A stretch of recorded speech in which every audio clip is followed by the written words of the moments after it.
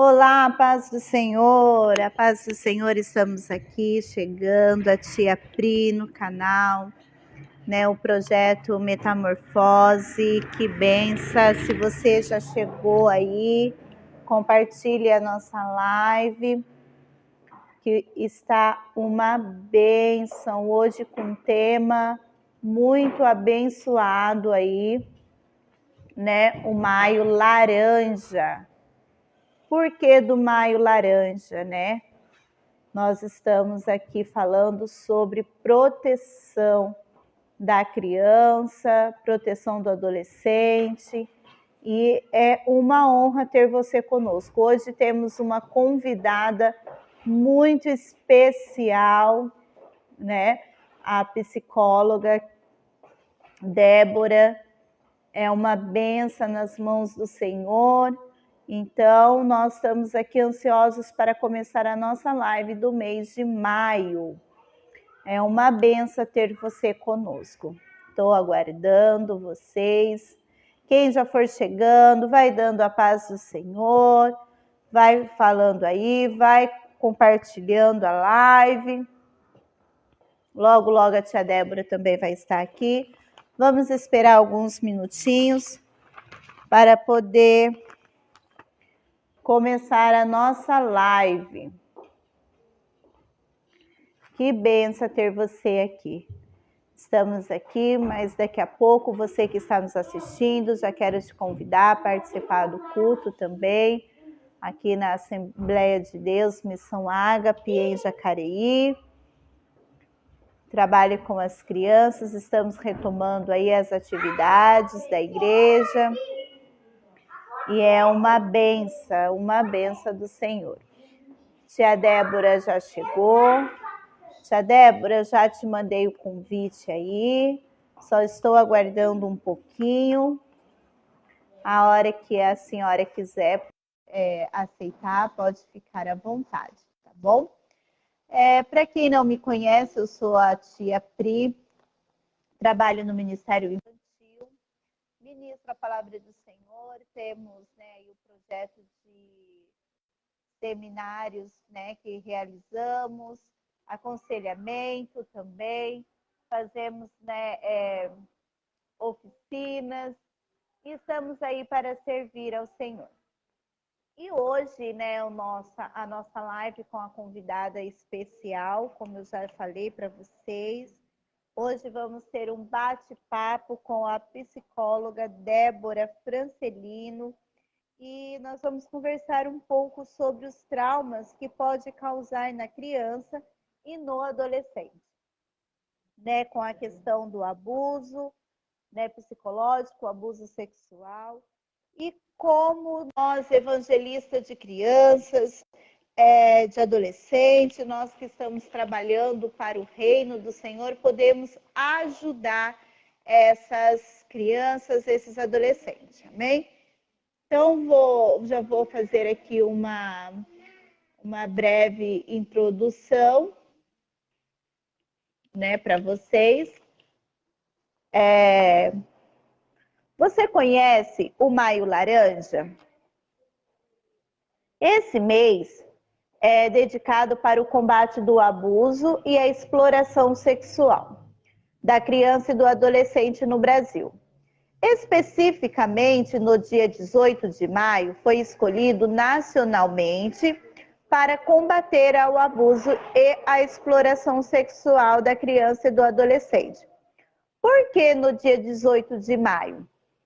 Porque em 1973, uma menina de 8 anos, lá em Vitória do Espírito Santo, chamada Araceli, ela foi raptada, sofreu abuso e veio a falecer.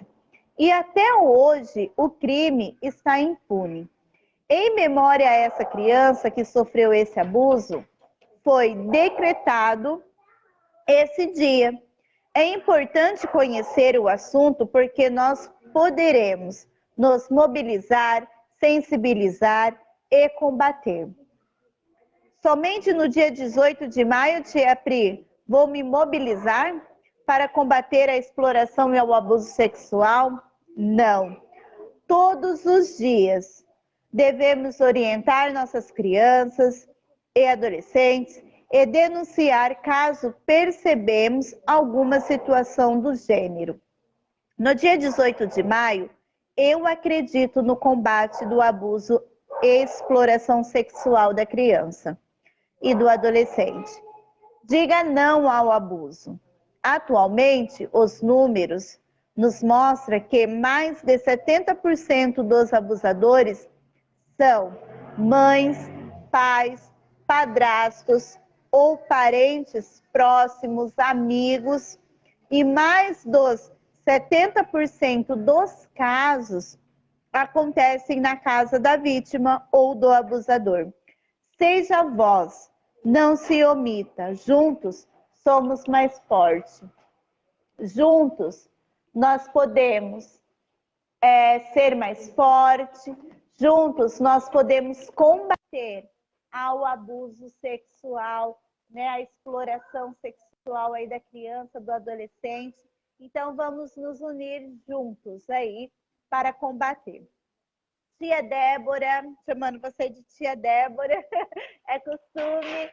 Débora, seja bem-vinda, é um prazer ver você. Nós estamos aí ensaiando para fazer essa live, mas Deus preparou o momento certo e a hora certa. Hoje, como eu já falei para vocês, a nossa convidada especial é a psicóloga Débora Francelino, e nós vamos conversar um pouquinho, né, dos traumas que causa nas crianças, nos adolescentes, né, após aí um abuso sexual, um abuso psicológico, e o mais importante, como nós cristãos podemos auxiliar, ajudar essa criança, esse adolescente. Tia Débora, é com você, pode ficar à vontade para se apresentar e está liberada aí para falar, e como nós conversamos, aí eu posso pontuar alguma coisa de acordo com o que você for falando, tá bom? Tá bom. Quero aqui compartilhar com vocês um pouquinho, né, daquilo que a gente tem vivenciado enquanto psicóloga, enquanto ministra também de crianças.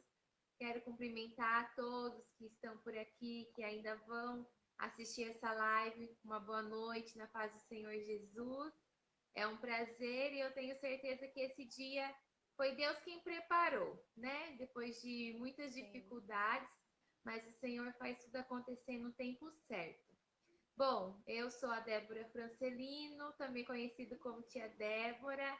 Eu sou psicóloga desde 2016, quando me formei, ainda no estado do Paraná, que eu sou de lá. Mas o Senhor me trouxe para Bom Jesus dos Perdões. Então é aqui que eu moro e eu trabalho também numa ILPI, né, numa instituição de longa permanência para idosos. Esse é o meu trabalho também como psicóloga aqui na ASB. Também atendo, né, clinicamente no meu consultório. E, além de tudo isso, mas não menos importante, eu sou líder do departamento infantil da minha igreja há quase 4 anos. Que Então, benção. o Senhor tem me proporcionado vivenciar muitas coisas maravilhosas através da minha profissão. E hoje aqui a gente vai compartilhar um pouquinho, vamos aproveitar que este mês é um mês que o holoforte está sobre esse assunto, não é só nesse mês que nós temos que estudar, trabalhar sobre isso, mas a gente acaba aproveitando que está todo mundo um pouquinho mais consciente nesse mês, né? Para falar um pouquinho do Verdade. abuso sexual com crianças. Então, para a gente começar a conversar, eu acho interessante a gente pontuar o que é o abuso sexual. Por mais que às vezes a gente acredite saber o que é, mas é sempre importante a gente definir, porque a partir disso nós vamos conseguir identificar, nós vamos conseguir trabalhar o que é o abuso sexual. Então, o abuso sexual infantil, a gente divide ele em duas partes.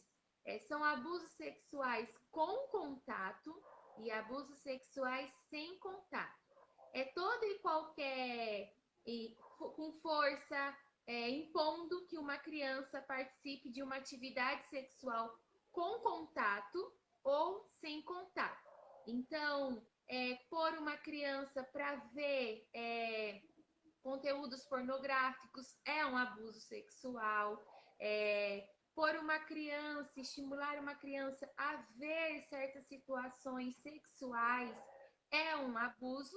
E também aqueles que a gente tem um maior conhecimento, que é os que envolvem um contato diretamente. Então, o abuso sexual é toda e qualquer incitação forçada, sem consentimento, porque criança não consente, isso é muito importante É dizer, verdade. questões sexuais com contato e também sem contato.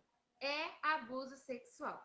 Porque muitas vezes, principalmente no consultório, eu recebo mães, eu recebo avós que vêm, né, às vezes me dizendo assim: ah, Débora, ainda bem que não houve um ato consumado. E aí eu sempre preciso dizer para esse familiar: não, mas o abuso sexual ele existiu, mesmo que não tenha chegado a um contato, a uma penetração, né? Que a gente tem essa clareza. Então é importante nós dizermos que todo esse processo do abuso ele não começa no contato sexual, começa muito antes.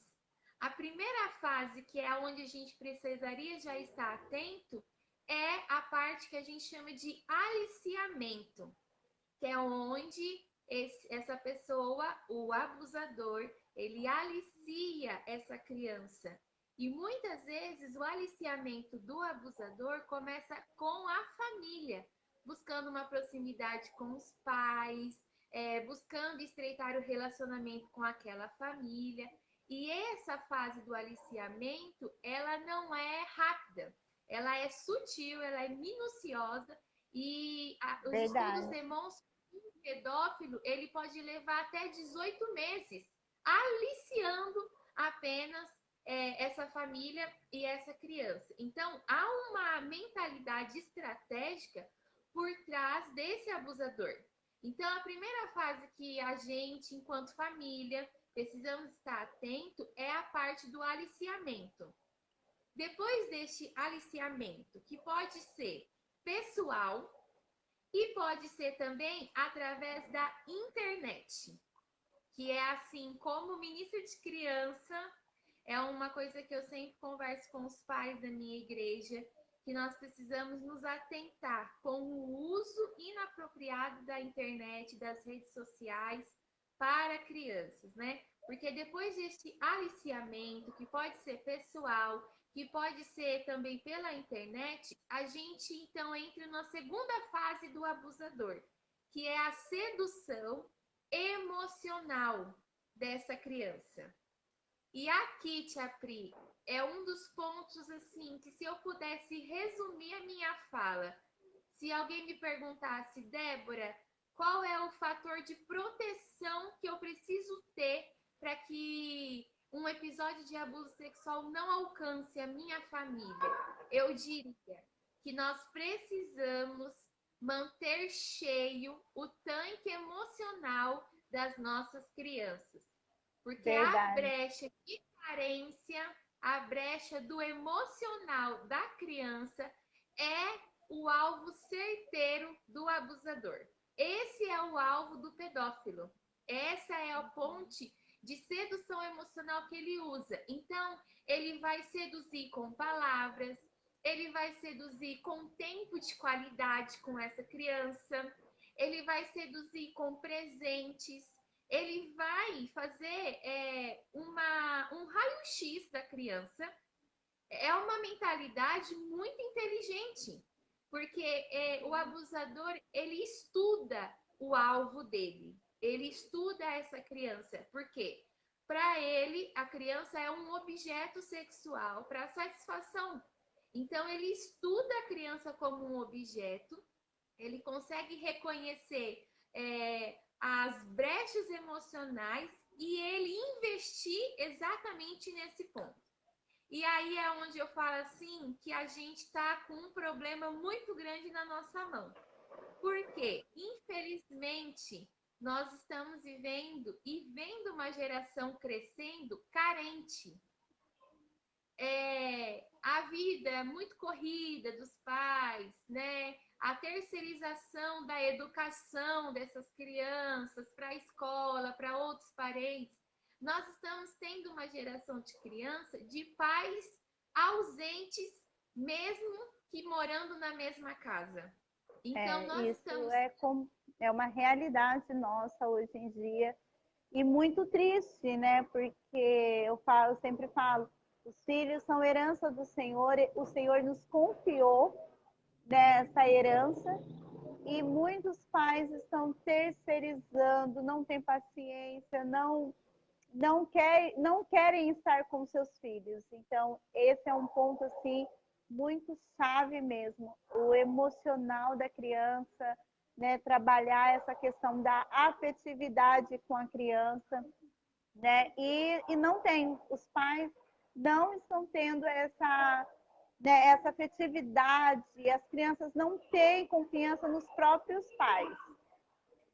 Sim, exatamente. A gente consegue ver isso claramente, tanto na igreja quanto no consultório. A gente consegue perceber essas brechas emocionais dentro da vida da criança. Então, é um ponto que, se eu pudesse alertar, se eu pudesse aconselhar, é que os pais pudessem rever o que está deixando para trás, né? Eu gosto muito e eu acredito muito que os pais precisam suprir a criança nas 5 linguagens de amor que a gente conhece: tempo de qualidade, palavra de afirmação, toque físico, presentes. Tudo isso a criança precisa receber dos pais. Ah, irmã Débora, mas o meu filho tem um pai ausente, ou é um filho que vem de uma família com um divórcio, com uma separação. O que eu faço? Eu sempre digo assim, o pai e a mãe é primordial, mas tendo uma ausência, essa criança precisa ter uma figura masculina e uma figura feminina que supra o emocional dela. Um tio, uma avó, Sim. alguém precisa suprir emocionalmente essa criança. Eu não sei você, tia, na sua vivência, mas na minha igreja eu tenho muitas crianças que eu sinto que buscam em nós, ministras, as tias, esse suprir emocional.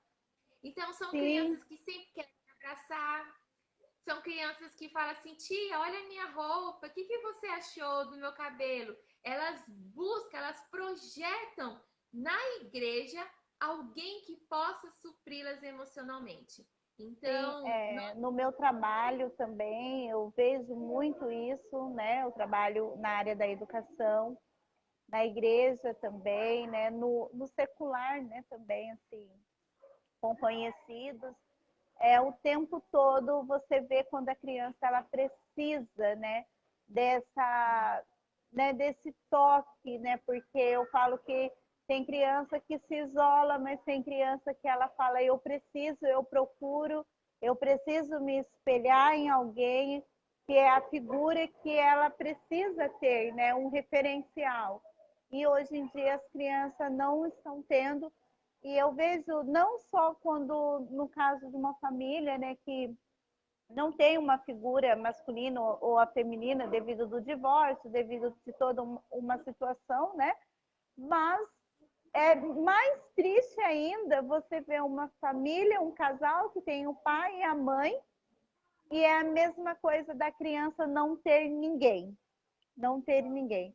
Então, eu vejo, eu presencio essa situação e muitos falam assim, ai, meu filho é rebelde, a minha filha é rebelde, minha filha não obedece, mas você parou para olhar né, ele está chamando a atenção de uma forma negativa porque não tem essa atenção do pai, não tem essa figura que ela gostaria de ter.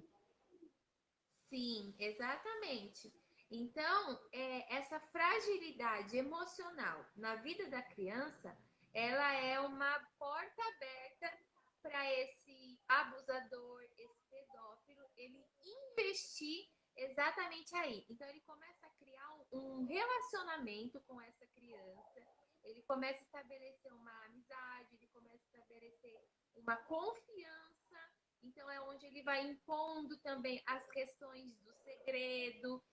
Então, ele vai construindo esse relacionamento, ele vai preparando para que chegue na terceira fase, que é realmente o abuso sexual, com contato ou sem contato, né? Então, quando a gente fala sobre qual criança, tipo de criança que corre o maior risco, eu sempre falo, a gente pode denominar muitos fatores, mas eu resumiria exatamente isso.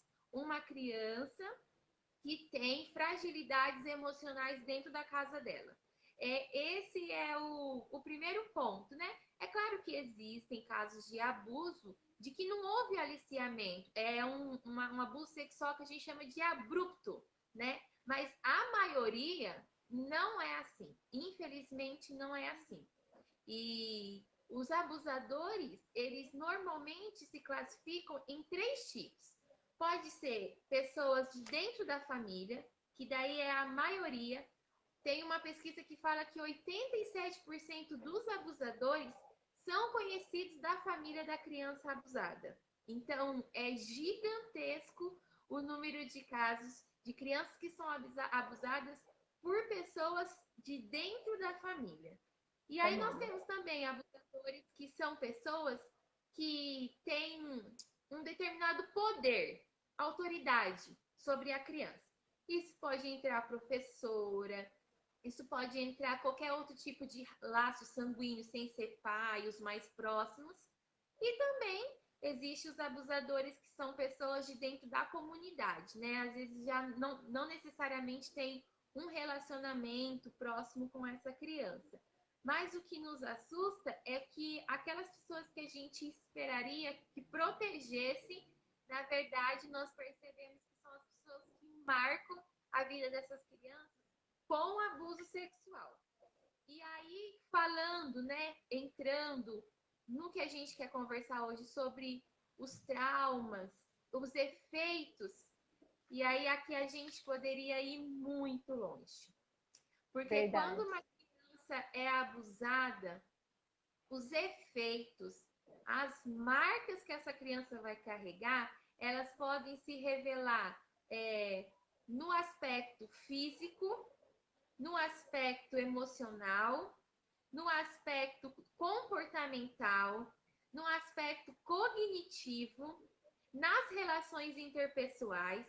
E aí agora eu tiro a psicóloga e eu só fico a ministra de crianças.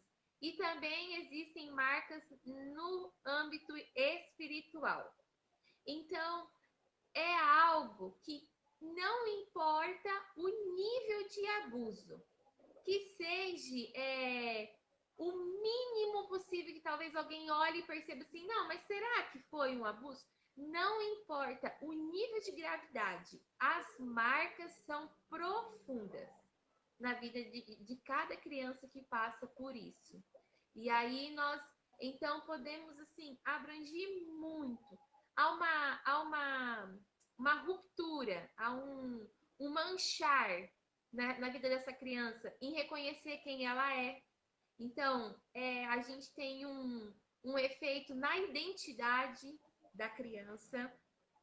Eu conheci uma moça já adulta, já uma jovem, e a gente conversando, ela me relatou que o pai se separou da mãe e ela ficou muito tempo longe. Ela buscou um contato com esse pai, e com 12, 13 anos, quando ela foi ter esse contato com o pai, porque ela queria muito, ela sofreu um abuso desse pai. E aí hoje uma jovem, ela então relata a dificuldade dela de se relacionar, de namorar. Ela sempre entende que o homem, né, não corresponde ao sentimento dela e ela fica implorando por esse amor. E aí eu conversando com ela, eu disse para ela, olha, você está revisitando esse lugar de se colocar como um objeto na relação. Então, uma jovem com muito tempo que passou por isso, mas inconscientemente ela está ainda se colocando como um objeto sexual agora nos relacionamentos amorosos. Então, é uma profundidade das consequências imensas. Então, há um manchar na identidade, podem surgir comportamentos, aspectos psíquicos, como crise de ansiedade, síndrome do pânico. Isso, uma criança manifestando, é muito difícil, porque o adulto, o adolescente, tem um pouquinho mais de condição cognitiva de demonstrar. Mas uma criança, ela vai ficar ali nos parâmetros de birra, de mau comportamento, de dificuldade de aprendizagem. Ela vai, a gente fala de sintomatizar o que ela está vivendo dentro da condição da idade dela. E é onde que muitas vezes a gente se perde. Por quê? Porque a gente não consegue reconhecer que ela está mostrando um sintoma de algo que ela viveu. Então a gente precisa ficar muito atento, porque fisicamente às vezes é mais fácil de perceber o abuso, mas a criança, ela às vezes vai revelar nos comportamentos, nas falas não tão claras. Então, pensa bem, uma criança, ela foi abusada. E eu tenho uma mãe, um pai, o familiar mais próximo que não detém uma atenção sobre a criança, que não percebe a mudança de comportamento, de conduta da criança. Essa criança, ela está totalmente abandonada. Então, é onde eu falo que o quão importante é de dispor de atenção com o filho, com a filha. De você saber quem é o seu filho, quem é a sua filha, e de você conseguir socorrê-la, se por acaso uma situação dessa vier a marcar a vida dela, né? A gente entende que se não for cuidar dessa criança, ela pode ter um distúrbio de sexualidade também na sua vida adulta. Ela pode começar a desenvolver muitos mecanismos ao percorrer da vida dela, que lá na frente ela vai lidar com uma depressão. Existe depressão infantil também. Existem casos de crianças que começam a ter desejos suicidas, pensamentos suicidas, automutilação. Então, a profundidade dos traumas que um abuso sexual traz é gigantesco. A gente poderia aqui tentar ficar uma semana falando e a gente não findaria. Por quê? Porque cada criança, ela vai externalizar de uma maneira diferente, de acordo com a condição psíquica que ela está tendo naquele momento, de pôr para fora algo que ela está tentando entender que está acontecendo dentro, né? Então eu defendo... Uma forma dela pedir socorro, né? Socorro, está acontecendo algo comigo, né? Ali ela não sabe o dizer, não sabe como expressar, então ela acaba apresentando dessa forma como você está nos dizendo. E é muito triste porque, como você disse, se não tiver uma pessoa ali com um olhar para essa criança, né, ele vai ficar sofrendo e vai passar, como, né, você relatou também, chegar na fase adulta, né, jovem, ainda carregando um trauma, carregando, né, uma bagagem lá do passado que marcou, que feriu a sua infância. Exatamente.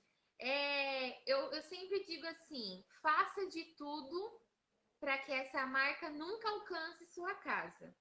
Porque depois que ela alcança, infelizmente, o trabalho para dar um novo significado é longo e doloroso. Essa semana que passou, eu recebi, né? Vou começar a acompanhar uma criança que sofreu abuso sexual. E o trabalho é com a criança, é com a família. E eu creio muito que esse lugar de dor, que nesse momento dói, corrói, né? Toda uma família, eu acredito muito que esse lugar de dor pode se tornar um lugar de cura. Então é isso que eu falo. A marca, ela nunca vai deixar de existir depois do momento que ela aparece, que ela marca a criança. Mas ela em algum momento pode ter condição de parar de doer e se tornar um lugar de cura para outras vidas, né? Então, para isso, eu defendo a bandeira do acompanhamento terapêutico. Não é porque eu sou psicóloga, mas eu falo assim, uma criança ela precisa de ajuda para entender o que ela viveu. Por quê? Porque nós nos espantamos, e claramente é de espantar, um abuso sexual é algo horrendo. Mas a mentalidade da criança de sexualidade ainda é diferente de nós. Então, ela interpretou aquela situação que vivenciou diferente do que nós estamos percebendo quando a gente ouve ela. Então, eu sempre falo, a gente trabalha com a criança de acordo com o que ela traz para nós e de acordo com a condição que ela está entendendo tudo que vivenciou. Uma coisa que eu acho assim erradíssimo é quando a gente começa a conhecer um caso, né? Alguém nos conta, por exemplo, porque essas coisas, infelizmente, tomam proporções muito rápidas. E a gente não consegue pensar que quanto mais a gente conta, mais a gente machuca essa criança que vivenciou. E aí a gente quer que essa criança reconte o que ela viveu para todo mundo que está sabendo. E eu falo, isso é errado. Por quê? Porque eu estou fazendo essa criança viver aquele momento tudo de novo, todas Tudo as de vezes novo. que eu peço para ela contar o que aconteceu, né? Então, eu defendo aqui. O que eu faço, né? Eu conheço alguém, o meu filho, a minha filha, passou por um processo, me contou. Primeira coisa, acredite no que a criança está te contando. Uma criança não tem condições cognitivas, psíquicas para imaginar, fantasiar um abuso sexual com detalhes. Ela não tem condições para inventar uma situação dessa. Então, um pai e uma mãe que ouve um relato, acredite no que o teu filho está dizendo. Dê para ele a confiança que você acredita no que ele está trazendo. Porque é muito duro uma criança que está relatando uma dor e ela entender que ela não vai ser ouvida. E isso Sim. é algo que a gente não pode fazer nunca. Então, qualquer criança, seja na igreja, né, que nos conte uma situação, tia, olha, aconteceu. Acredite no que ela está dizendo. A criança, ela nunca vai ser nada além de vítima. Não existe consentimento consciente de criança num abuso sexual. Nunca, jamais.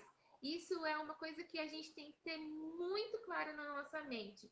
Ela nunca pode ser posta em dúvida. Se ela está trazendo com detalhes e tudo mais, acolha a dor dessa criança. Isso vale para a família, isso vale para a gente que é ministro de criança, isso vale para a igreja, isso vale para a professora da escola. Por quê? Porque a criança vai compartilhar a situação dela, a dor dela, com um adulto de confiança, seja quem ele for, né? Qualquer laço que possa ter de relacionamento, mas que a gente possa primeiro acolher a dor dessa criança. Respeitar que ela compartilha a história dela no tempo dela, do jeito dela, e que a gente esteja pronto para fazer uma escuta com essa criança, né? Uma escuta ativa dessa criança, né? Sim, sim. E que a gente se posicione também em denunciar, né? De defender essa criança, de correr atrás dos direitos civis sobre ela. Mas não é problema meu, não. Quando eu falo assim, quando Deus permite que o problema chegue na sua mão, é porque o Senhor está chamando você para lutar dentro daquela situação também. Então, você se comprometer em ajudar aquela criança, né? E às vezes eu sinto essa dificuldade em relação à igreja, né? Porque quando você diz assim, ai, tia Débora, e a gente, como ministro de criança, o que a gente pode fazer? Olha, eu estava pensando nessa pergunta hoje à tarde, e a primeira coisa que me veio no meu coração foi que a gente precisa estar curado para começar a curar essas crianças, ou sermos fontes de cura sobre essas crianças. Infelizmente, nós temos muitas tias, ministras de criança machucadas e marcadas pelo abuso sexual. Não é uma temática fácil de trabalhar e nós precisamos estar curadas. Se é que nós passamos, se é que a gente consegue reconhecer isso na nossa vivência de infância. Porque a gente, como igreja, não podemos negar que a realidade do abuso sexual existe dentro dos nossos templos. Cada Sim, membro sentado, né, carrega uma história e muitos desses membros sentados no domingo à noite têm ainda essa marca que sangra. Então, como ministro de criança, nós precisamos revisitar o nosso coração, a nossa história, que muitas vezes nós somos os primeiros a precisar receber o toque de cura espiritual de Jesus. E então, é o importante. Senhor pode nos usar para abençoar e curar essas crianças, né? Então, primeira coisa que, como ministros de criança, nós precisamos é estarmos curados para trabalhar isso. É estarmos prontos para abençoar essas crianças, né? Outra coisa que eu também acredito muito é que a gente já passou do tempo que tia de criança era aquela pessoa na igreja desqualificada, que eu olhei para ela e eu precisava de alguém para tampar o buraco da liderança do departamento infantil. Eu acho que a gente já estamos saindo desse lugar, né? Mas precisamos avançar mais. Por quê? A gente precisa estar qualificado.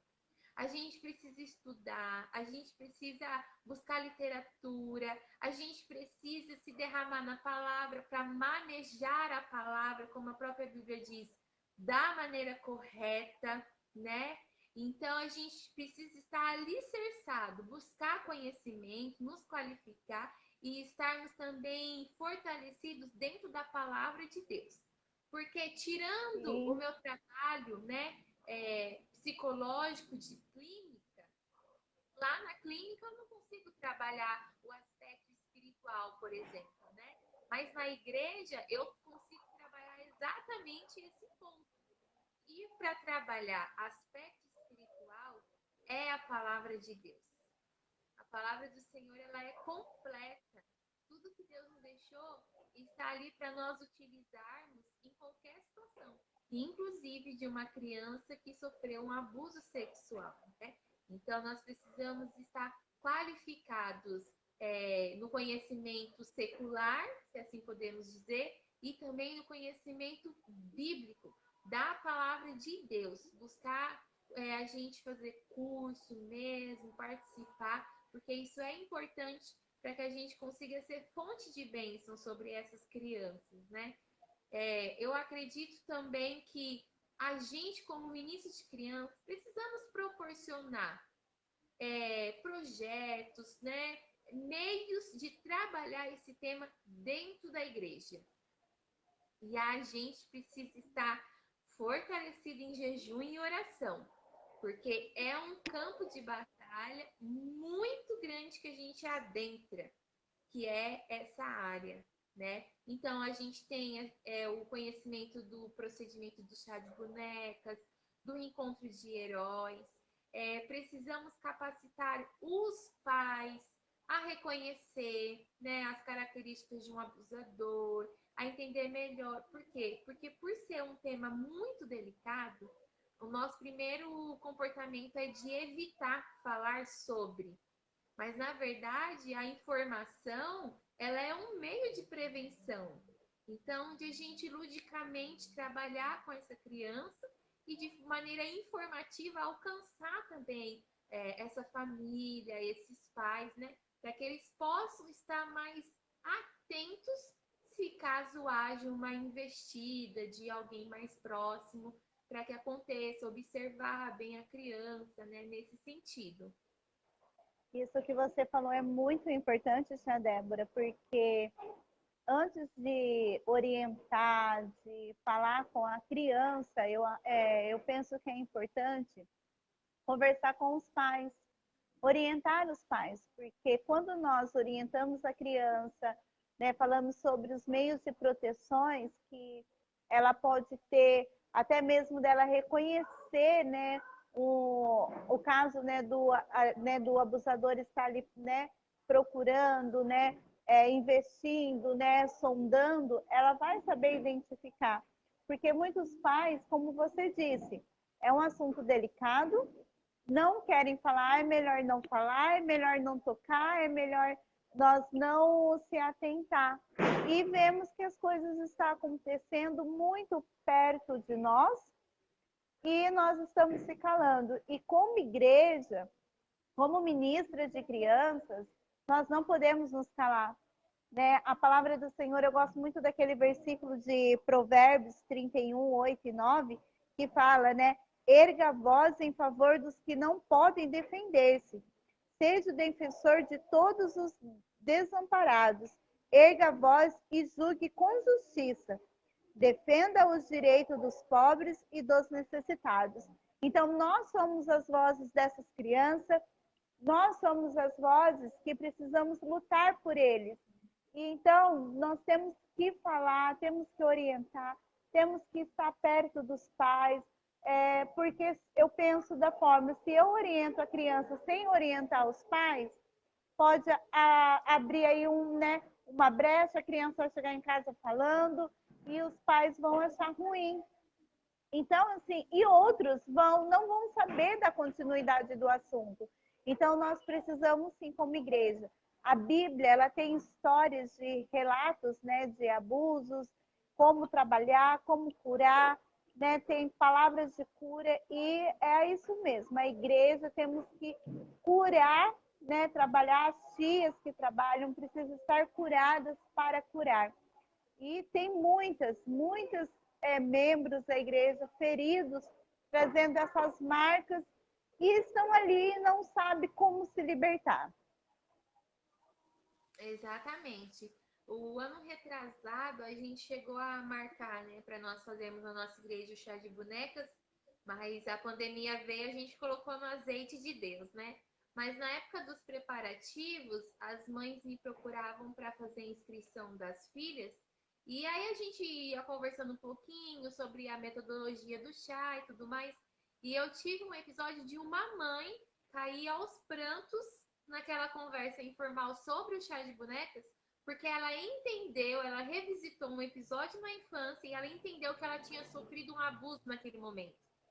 Então, ali o Senhor preparou na beira da calçada aquele momento de quebrantamento para aquela mãe que conseguiu reconhecer que ela tinha sofrido um abuso, mas que ela não tinha entendido como abuso na época, né? Então, eu acredito que a gente tem esse objetivo de prevenção e de cura sobre as crianças, né? Mas eu creio que os departamentos de mulheres precisam também trabalhar esse tema. Precisa Sim. alcançar essas mulheres adultas que revisitam esse lugar ou até mesmo têm sofrido um abuso sexual com um cônjuge. Então, a gente precisa abrir a nossa mentalidade de que as coisas espirituais para Deus é muito mais do que aquilo que a gente entende como espiritual. Então, às vezes a gente encontra uma barreira, muitas vezes, de uma liderança que não apoia, que acha nulo trabalhar esse tipo de questões. Ah, mas não é tão espiritual. Mas para Deus é extremamente espiritual, porque a igreja é este lugar preparado por Jesus para que as pessoas fossem curadas, libertas em todos os sentidos, né? Então, é a de a gente abranger a nossa mentalidade como igreja, de abraçar essas crianças que congregam conosco, as crianças da comunidade, de alcançarmos as escolas, de alcançarmos as universidades, de nós adentrarmos com todas as ferramentas que Deus nos deu para sermos fonte de cura, para sermos fonte de graça, para sermos fonte de bênção sobre essas pessoas. Eu lembro que quando eu comecei a estudar mais sobre essa temática e a começar a perceber, começou a pipocar casos de abuso na minha proximidade, né? E aquilo me bateu um desespero. Abuso sexual de menina, a gente acha que é mais comum e é mais comum, mas casos de meninos, casos de abuso de crianças com adolescentes, e aquilo começou a me desesperar. Eu falei, meu Deus, o que eu faço com tudo isso, né? Estou sobrecarregada, não tenho o que eu fazer, eu não tenho como ajudar todo mundo dessa maneira que eu gostaria. E aí o Senhor, eu perguntei para Deus assim, o que eu faço? Como que eu posso ajudar essas crianças, né? Aí o Senhor me respondeu, ame, Débora, ame essas crianças. E eu senti um direcionamento de Deus, que a primeira coisa que a gente precisa ajudar as nossas crianças é amando. Porque muitas vezes isso que é princípio básico, elas não conseguem encontrar na rede familiar delas, né? Então, eu não sei quantas tias serão alcançadas por essa live, mas eu estava aqui me preparando e o Senhor me deu um versículo, o Senhor me deu uma palavra, que está aqui em João, no capítulo 6, no versículo 9, Jesus, então, dizendo, né? Então, um de seus discípulos, André, irmão de Simão Pedro, falou, aqui está um rapaz com 5 pães de cevada e 2 peixes. Mas que adianta isso para tanta gente? Aí lá no versículo 10, a gente tem a resposta. Jesus respondeu, digam ao povo que se sente. Todos se sentaram na grama que cobria o monte. Só os homens eram cerca de 5.000. Aí versículo 11, e todos comeram à vontade. Tia Pri, Olha, quantas vezes a gente pergunta para Deus, mas o que adianta com o pouco que eu tenho, né? Na cabecinha do discípulo era somente 5 pães, 2 peixinhos para uma multidão. Era humanamente pouco, mas o pouco que parece pouco nos nossos olhos, nas mãos de Deus, é o suficiente para ele alcançar e abençoar muitas vidas. Aqueles poucos 5 pães e 2 peixinhos alimentou mais de 5.000 pessoas. Então, verdade. o pouco que nós acreditamos estar na nossa condição de fazer, na mão de Deus, pode abençoar muitas pessoas. Então, a gente não precisa esperar, na nossa visão, que a gente esteja excelente para dizer alguma coisa, para fazer alguma coisa. Não. Com o pouco que está na sua mão, comece a agir. Comece a compartilhar, comece a fazer, porque o Senhor vai fazer com que esse pouco alimente, alcance muitas pessoas. Então, essa é a minha palavra de encorajamento para quantas pessoas alcançarem essa live, que a gente pegue o pouco e deixe Deus fazer muito, porque para Ele o pouco nosso é o suficiente na mão dele. Glória a Deus, né, tia Débora? É isso mesmo, né? Um pouco para Deus é muito. E nós só precisamos estar dispostas, né? Para poder fazer a obra do Senhor. Dizer, eis-me aqui, Senhor, né? Para seguir em frente. E eu estou aqui para o Senhor me conduzir nessa obra. O Ministério Infantil não é simplesmente somente ali louvar, trazer uma palavra. Não, nós estamos aqui para levar a cura e através da palavra do Senhor venha a ser transformada, né? Como a irmã disse lá no começo, o abuso não é simplesmente só quando há uma penetração, né?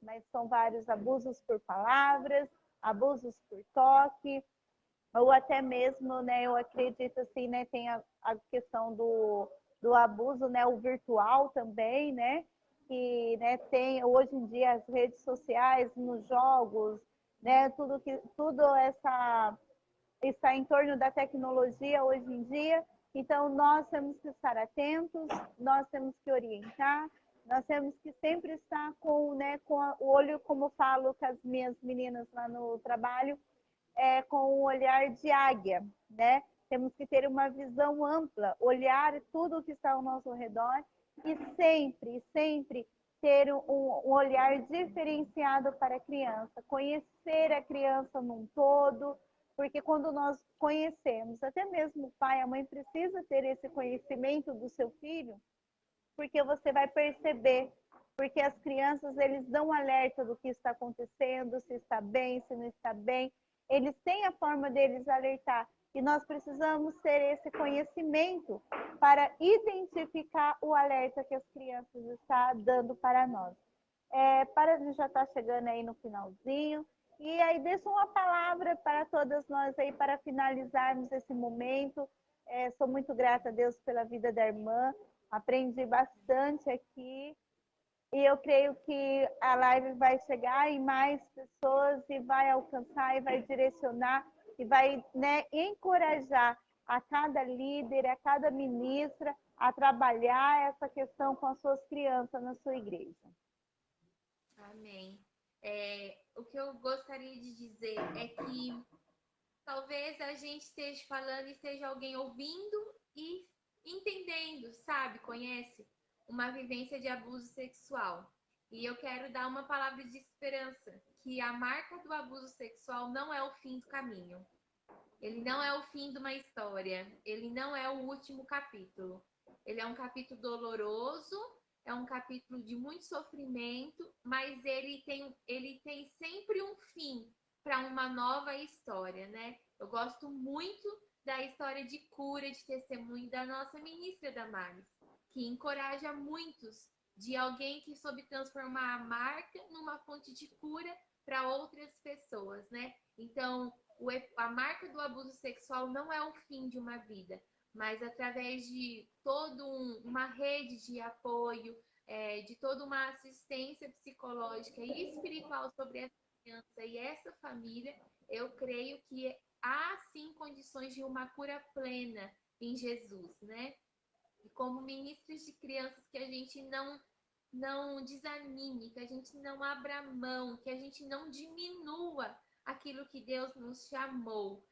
Eu sou Débora, você é Priscila, cada uma de nós temos uma história particular, né? Uma vivência particular. Deus tem uma história individual para nós, mas que a gente saia assim, que a gente suba desse lugar de individual para entender que Deus tem uma parcela na história eterna que Ele está contando conosco. Então, ao mesmo tempo que a gente tem uma história individual, nós somos participantes de uma história da eternidade. E o Senhor nos levantou para ser essas vozes, essas defensoras das nossas crianças, né? Muitas vezes vamos nos sentir fracas diante de tanta carga, diante de tantas coisas que a gente precisaria mudar, né? Que a gente percebe e nós dizemos, Senhor, eu não tenho condição, né? São muitas coisas para mim sozinha fazer, mas que a gente comece amando nossas crianças, que a gente comece sendo nós um espelho para essas crianças, que a gente não tenha medo de dar liberdade para o Espírito Santo sobre nós e as nossas crianças verem o que é materializado em nossas vidas o evangelho que nós ensinamos. Então, que a gente deixe Cristo fazer em nós e através de nós derramarmos sobre elas, né? Então, eu acredito muito que aquilo que Deus nos chamou como ministro de criança é muito precioso para Ele. E o Senhor nos ergueu para que a próxima geração que venha seja uma geração que conheça Cristo. Que a gente não cometa o erro da geração de Josué, que não teve possibilidade, foi negligente de não compartilhar as maravilhas de Deus e se fez então uma geração que não conhecia quem era o Senhor. Não, o Senhor nos levantou para cada um no espaço que estamos, em São José, em Jacareí, em Perdões, aonde for, seja uma criança seja 100 crianças, para nós derramarmos e compartilharmos a palavra de Deus, que é cura, que é tudo que nós precisamos, que é a presença de Jesus sobre as nossas vidas. E eu creio que o Senhor ele tem grandes coisas para essa geração. E ele está contando conosco para que a gente prepare, né, essa geração que eu creio que é a geração do avivamento. Eu falo, eu Glória a tenho Deus. certeza que nós vamos ver a semente que nós estamos hoje regando florescer lá na frente, né? Velhinhas, de bengalinha, e a gente poder olhar assim, eu semeei nessa geração e eu creio muito no propósito eterno de todas as coisas. Amém. Glória a Deus, né? Palavras abençoadas aí da nossa irmã, né, a tia Débora. Que o Senhor, tia Débora, possa continuar te abençoando, estando aí com você nessa jornada, te dando sabedoria no seu trabalho secular, também no ministério aí com as crianças. Que eu creio que o Senhor, ele vai fazer muito mais na sua vida do que ele tem feito. E como a irmã disse, né, a nossa futura geração vai ser uma geração transformada, uma geração abençoada pelo Senhor, e vai ser, né, a geração aí de adoradores, amém? Para nós podermos encerrar, tia Débora, vamos fazer uma oração, vamos levantar um clamor, né, em prol das nossas crianças, dos nossos adolescentes, porque vemos aí nítido o ataque do inimigo, né, contra a vida delas, porque ele sabe que é a geração de adoradores, é a igreja do amanhã, né? Então, assim, o inimigo, ele não está brincando, né? Ele está atacando, querendo roubar a infância, a inocência das nossas crianças, mas que nós podemos ter voz e clamar ao Senhor pela vida delas, amém? A irmã Débora pode ficar à vontade e nós vamos estar aqui intercedendo junto com você. Amém. Vamos orar então, agradecer ao Senhor por esse momento, que o Espírito Santo possa falar muito mais em nossos corações, né? Senhor Jesus, Deus maravilhoso, somos gratos, Senhor, por esse momento, pelo propósito que o Senhor derramou no coração daqui. Senhor Jesus, nós louvamos ao Senhor porque o Senhor é suficiente. Nós te amamos, Senhor, e neste momento eu oro para que o Senhor nos ajude a nos comprometermos com aquilo que o Senhor nos chamou para fazer. Que o Senhor nos dê discernimento, que o Senhor nos dê clareza da nossa participação do seu plano eterno, Jesus. O plano de redenção de todas as coisas. Senhor, que tu possas renovar a força de cada tia, que o Senhor derrame estratégia, que o Senhor derrame sabedoria, que o Senhor gere planos, Senhor, para que nós possamos nos erguer como voz, como defensoras da infância. Jesus, adotar cada criança que nos cerca como mães espirituais, que possamos gerar, Senhor, em cada coração aquilo que talvez elas não tenham encontrado no seio familiar. Jesus, que o Senhor nos ajude a amá-las, que o Senhor nos ajude a ajudá-las, que o Senhor nos use como fonte de cura, que o Espírito Santo tenha liberdade sobre nossas vidas para alcançar cada um. Senhor, que tu possas alcançar cada criança do Brasil, cada criança, Senhor, deste mundo, aquelas, Senhor, que estão rendidas às drogas, aquelas que estão rendidas à prostituição, aquelas que estão sendo marcadas, Senhor, pelo abuso sexual, que o Senhor possa alcançar essas crianças que têm, Senhor, tem sido roubado delas de viver sua infância, de serem crianças. Jesus, que o Senhor possa alcançá-las, que o Senhor possa salvá-las, que o Senhor possa libertá-las, que o Senhor pode curá-las. E a todas quantas, Senhor, que têm vivenciado a dor da marca do abuso, que o Senhor possa, em nome de Jesus, transformar este lugar de dor, um lugar de cura, um lugar de testemunho, um lugar que glorifique e aponte a ação santa do Teu Espírito. Senhor, que Tu possas abençoá-las, que o Senhor possa fazer grandes coisas através dela. Nós rendemos ao Senhor toda a honra, toda a glória por este momento. Em nome de Jesus. Amém e amém. Amém. Que a oração abençoada. Que Deus possa abençoar sua família, sua vida. Muito obrigada pelo carinho, né, sempre disponível aí, me atendendo. E estamos aqui. Espero que não fique só nessa, que em breve nós podemos estar aqui juntas novamente. Tia Débora, Deus abençoe. Fique com Deus. Amém? Amém. Até mais. Deus abençoe. Agradecer a todos vocês que ficaram até aqui conosco. E que essa live possa ser um canal de bênção na vida de todos vocês, amém? Tchau, tchau, Deus abençoe.